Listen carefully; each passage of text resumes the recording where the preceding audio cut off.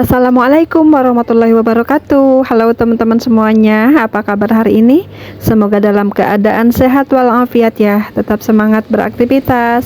Yang berjualan semoga laris manis Tanjung Kimpul. Udah beberapa hari saya tuh nggak upload video ya teman-teman, karena nggak sempet ngedit dan bingung mau konten apa lagi gitu ya. Semuanya udah saya share di warung sembako saya ya. Kalau kegiatan sehari-hari ya kadang saya live juga gitu ya teman-teman.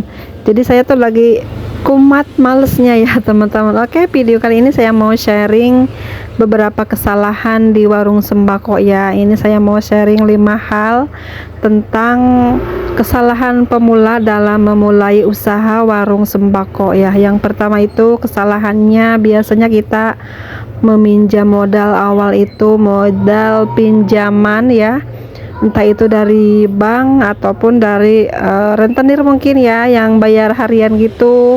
Itu salah satu kendala kita ya pemula untuk memulai usaha, itu jangan meminjam modal dari uang tersebut ya teman-teman, karena kita memulai usaha itu kan belum tentu seperti apa perjalanan usahanya gitu ya, belum tentu kapan larisnya, belum tentu punya banyak pelanggan karena kita baru buka usaha sembako ya. Ini poinnya untuk yang baru buka ya. Kalau yang untuk sudah buka, sudah berjalan, yaitu baik-baik saja mungkin, karena sudah ada prediksi dapat penghasilan berapa per bulannya, berapa per harinya, seperti itu ya. Misalnya per bulannya dapat omset ataupun keuntungan di atas 10 jutaan, itu udah baik ya menurut saya teman-teman, dan udah bisa mengambil modal ataupun menambahkan modal pinjaman dari bank ataupun dari mana jika mau teman-teman ya. Namanya usaha dagang itu pastilah ada butuh modalnya, tapi kita harus imbangi juga dengan penghasilan kita ya. Kita harus sesuaikan dengan penghasilan kita ya teman-teman. Dan yang keduanya itu untuk pemula ya, jangan beli barang yang terlalu banyak ya, apalagi barang-barang yang memang bukan barang-barang yang setiap hari lakunya. Kita harus lihat saat belanja, perhatikan barang-barang belanjaan kita itu lakunya itu cepat atau tidak gitu. Kalau di awal buka usaha itu memang kita harus tahu, harus jeli banget ya, memilih barang yang sekiranya cepat lakunya supaya uang modalnya itu cepat berputar dan kita bisa berbelanja lagi dengan cepat. Dengan perputaran modal itu uang tidak ada yang mengendap di dalam barang ya.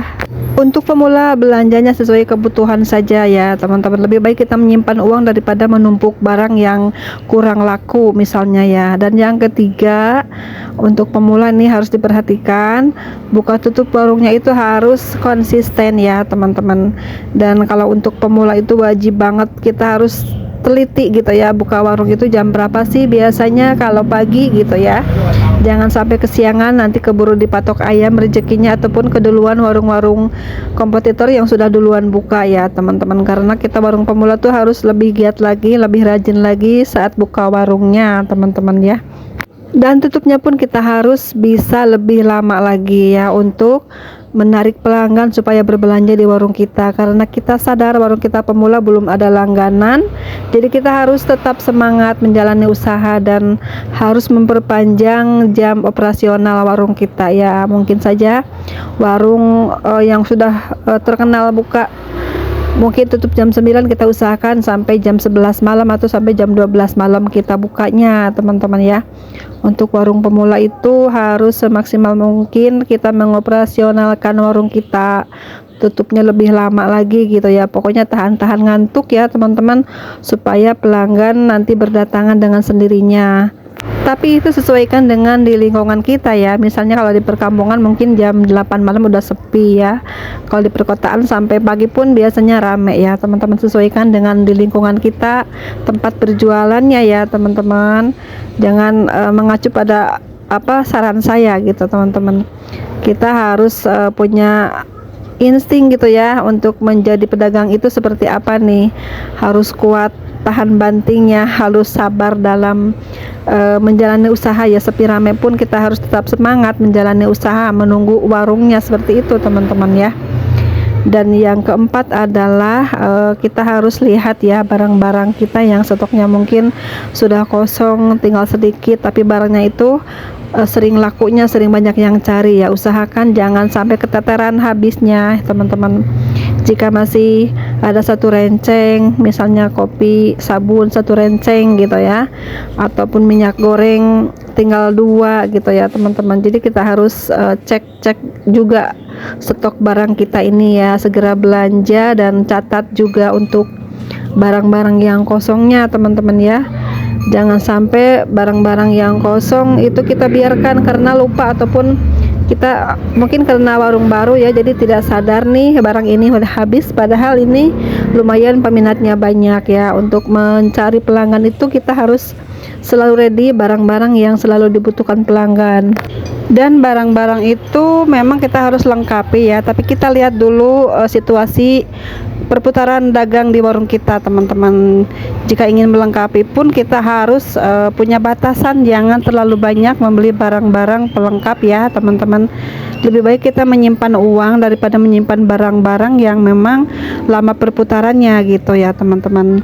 Dan untuk barang-barang yang pelengkap aja, misalnya kita hanya beli 3 pieces ataupun paling banyak ya 6 pieces dulu ya untuk di awal teman-teman, karena kita belum tahu nih pelanggan itu suka yang mana gitu, kemasan yang seperti apa, besar atau kecil misalnya ya.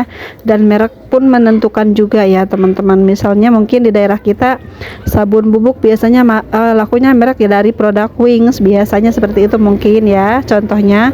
Mungkin juga ada yang lakunya itu dari merek dari Unilever ataupun sejenisnya ya teman-teman. Jadi kita harus perhatikan barang-barang yang sekiranya cepat laku dan banyak diminati teman-teman. Dan pastinya setiap daerah itu beda-beda cara penjualan barangnya ya. Mungkin di daerah saya tuh lakunya sabun cair ya, mungkin di daerah tertentu ada yang lakunya hanya sabun bubuk saja kemasan kecil, seperti itu teman-teman. Setiap warung, setiap daerah itu pasti beda-beda perputaran barang yang paling cepatnya ya.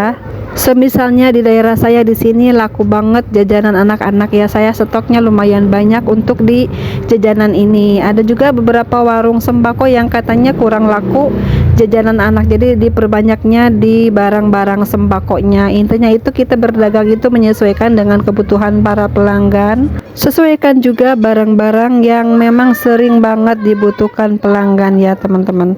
Dan yang kelima itu adalah cara pelayanannya kita dalam menjalani usaha sembako ya. Kita tuh harus benar-benar sekarang itu ya teman-teman, benar-benar melayani pembeli itu seperti apa ya, pokoknya diprioritaskan gitu ya. Kalau pembeli datang itu kita jangan cuek, segera sapa, segera kita bangun kalau lagi duduk gitu ya. Apalagi kita jika warungnya baru buka, kita harus benar-benar ya melayani pembeli itu dengan sepenuh hati ya, bukan hanya ramah saja, sopan santun, kebersihan pun dijaga teman-teman. Usahakan agar pelanggan itu datang kembali berbelanja ke kita ya, dengan kita memberikan kesan-kesan terbaik ya, agar selalu diingat sama pembeli tersebut ya. Oke teman-teman, sekian dulu videonya ya. Terima kasih banyak sudah menonton, sampai jumpa di next video. Assalamualaikum warahmatullahi wabarakatuh.